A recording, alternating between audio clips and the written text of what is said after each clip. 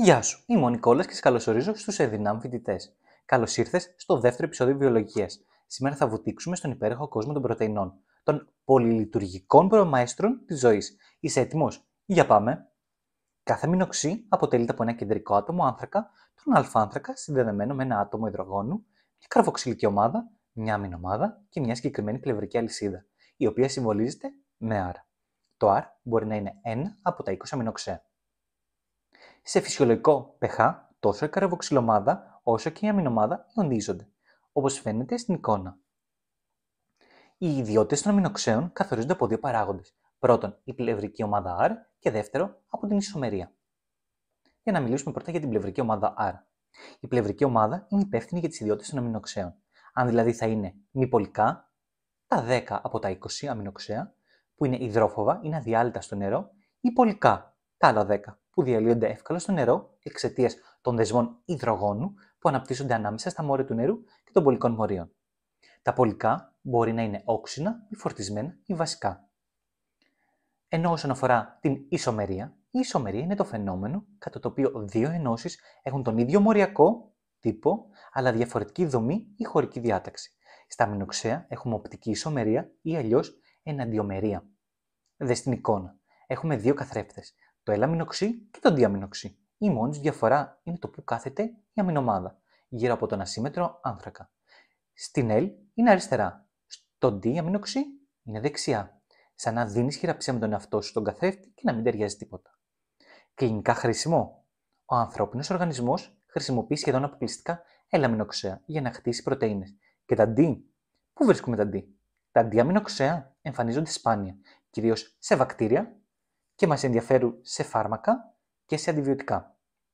Στον άνθρωπο, το μόνο διαμινοξύ που συναντάται είναι η D-σερίνη που βρίσκεται στη σηματοδότηση στον εγκέφαλο και στο μάτι. Οι πρωτεΐνες είναι μακρομόρια που εκτελούν ένα τεράστιο φάσμα λειτουργιών. Όλες οι λειτουργίες του σώματος, από την πέψη μέχρι την κίνηση και την επικοινωνία των κυττάρων, εξαρτώνται από αυτές. Πάμε να τις δούμε μία-μία και να σου πω 1, 2, 3 παραδείγματα για το καθένα. Ένζημα. Τα εργατικά μυρμήγκια του σώματος, π.χ. πεψίνη, κινάση, DNA πολυμεράση, κάνουν copy-paste και κοψίματα καλύτερα από Excel. 2. Δομικές πρωτεΐνες. Οι κολόνες του κυττάρου, π.χ. ελαστίνη, τουμπουλίνη, κολαγόνο, κερατίνη, χωρίς αυτές θα ήσουν μια γλιώδης μάζα. 3. Μεταφορικές πρωτεΐνες. Οι ταρύφες του οργανισμού, π.χ. αιμοσφαιρίνη, κάνουν delivery οξυγόνου στα κύτταρα, ενώ άλλες μεταφορικές πρωτεΐνες είναι η τρανσφερίνη και η λευκοματίνη. 4. Λειτουργία. Κινητήριες πρωτεΐνες, σαν μυϊκοί bodybuilders σε δράση, π.χ. μυοσίνη, χωρίς αυτές ούτε βλέφαρο δεν θα είναι αιγόκλινες. Κινεσίνη, δεινεΐνη. 5. Λειτουργία. Αποθηκευτικές πρωτεΐνες, σαν αποθήκες IKEA. Π.χ. φερριτίνη, αποθηκεύουν σίδηρο για όταν τα χρειαστείς, ή καζεΐνη. Πάμε στην 6. λειτουργία. Σηματοδοτικές πρωτεΐνες. Οι ταχυδρόμοι της πληροφορίας, π.χ. ινσουλίνη, στέλνουν σήματα για να συνεννοούνται τα κύτταρα. 7.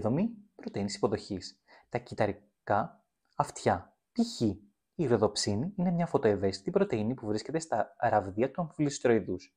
Ανήκει στους υποδοχείς GPCR και ενεργοποιείται από το φως. 8. Λειτουργία. Μεταγραφικοί ρυθμιστές. Οι DJ του DNA, π.χ. πρωτεΐνες που ενεργοποιούν ή μπλοκάρουν γονίδια, όπως ο καταστολέας της λακτόζης. Και τελευταία, ειδικές πρωτεΐνες τύπου X-Men, π.χ. αντισώματα, ξέρουν να αναγνωρίζουν και να επιτίθεται σε εχθρούς, ή αντιψυκτίνη. Και τώρα πάμε να μιλήσουμε για τα επίπεδα δομής των πρωτεϊνών. Πρωτοταγή δομή. Είναι η αλλουχία και ο ρυθμός των α-αμινοξέων που προσδίδουν σε κάθε πρωτεΐνη ένα μοναδικό χαρακτήρα. Επί της ουσίας επηρεάζει τη δευτεροταγή και την τριτοταγή δομή της πρωτεΐνης. Η πρωτοταγής δομή εξασφαλίζεται με την ένωση των αμινοξέων μέσω πεπτιδικού δεσμού. Ο πεπτιδικός δεσμός είναι ο μυοπολικός δεσμός, ο οποίος σχηματίζεται όταν το άτομο άνθρακα της καρβοξυλομάδας ενός αμινοξέως μοιράζεται ηλεκτρόνια με το άτομο αζότου του επόμενου αμινοξέως. Επειδή αφαιρείται ένα μόριο νερού, ταξινομείται ως αντίδραση συμπίκνωσης.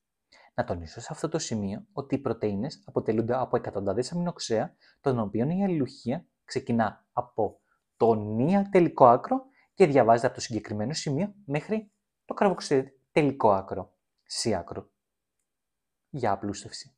Οι πλευρικές αλυσίδες των αμινοξέων δεν συμμετέχουν στο πεπτιδικό δεσμό.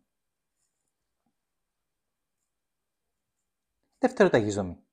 Οι πιο κοινοί τύποι δευτεροταγούς δομής είναι η α-έλικα και το β-πτυχοτοφύλλο.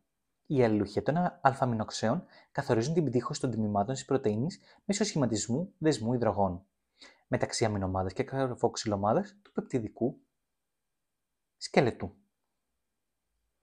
Α-έλικα. Α-κερατίνη. Σχηματίζει τις ενδοκυταρίες ίνες που ενισχύουν την εξωτερική στιβάδα του δέρματος, καθώς και νύχια, τρίχες, κέρατα.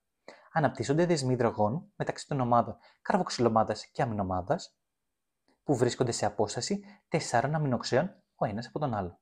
Σε αυτό το δεσμό, το τονίζω, δεν συμμετέχει η πλευρική αλυσίδα R.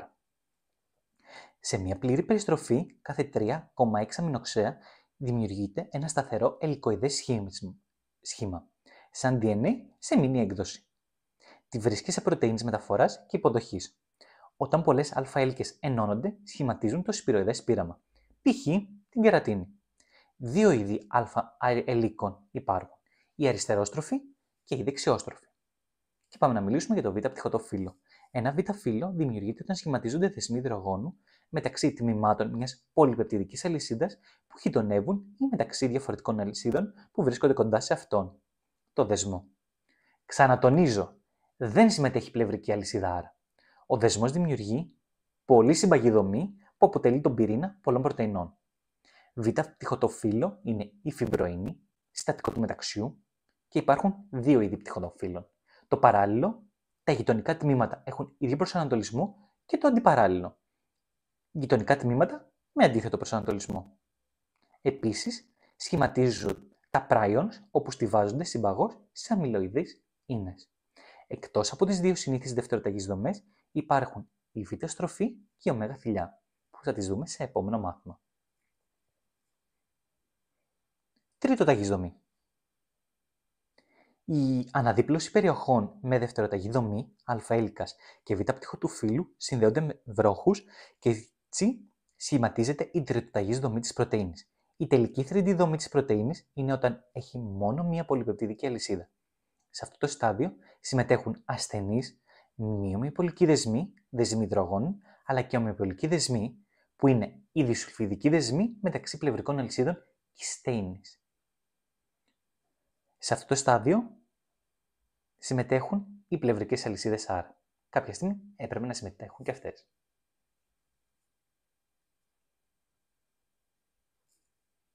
Τετάρτοταγής δομή. Η ένωση δύο ή περισσότερων αλυσίδων. Σχηματισμός συμπλόκου των δύο ή περισσότερων αλυσίδων. Π.χ. η αιμοσφαιρίνη αποτελείται από 4 πολυπεπτιδικές αλυσίδες, 2α και 2β πανομοιότυπες. Έξτρα, πρωτεϊνική περιοχή. Τι είναι η πρωτεϊνική περιοχή?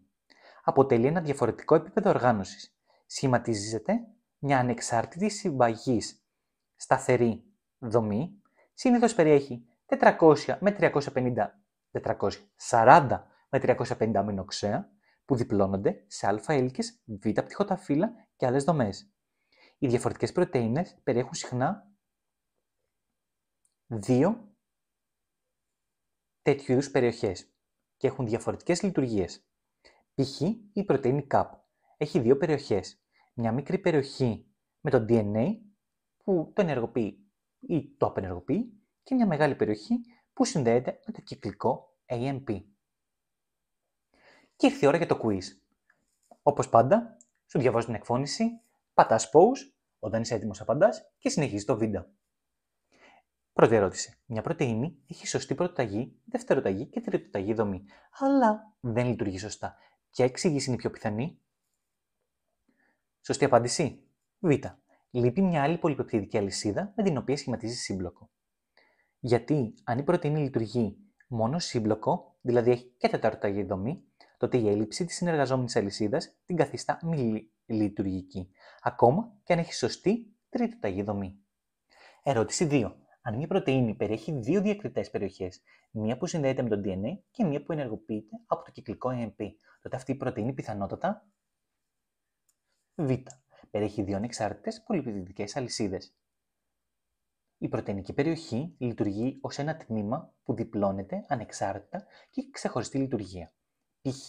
η K πρωτεΐνη με μια περιοχή για DNA και μια περιοχή για το κυκλικό AMP. Και τρίτη, ποια από τα παρακάτω χαρακτηριστικά δεν ισχύει για την αλφα έλικα? Σωστή απάντηση. Δέλτα. Η αλφα έλικα συναντάται συχνά σε μεμβρανικά τμήματα υδατοδιαλυτών ενζύμων. Η αλφα έλικα όντως συναντάται σε μεμβρανικές πρωτεΐνες, αλλά όχι στα υδατοδιαλυτά τμήματά τους. Εκεί προτιμούνται άλλες δομές, γιατί η υδρόφιλη φύση τους δεν ευνοεί τις στενές έλικες. Και έτσι φτάσαμε στο τέλος. Σε ευχαριστώ που μείνες μέχρι εδώ.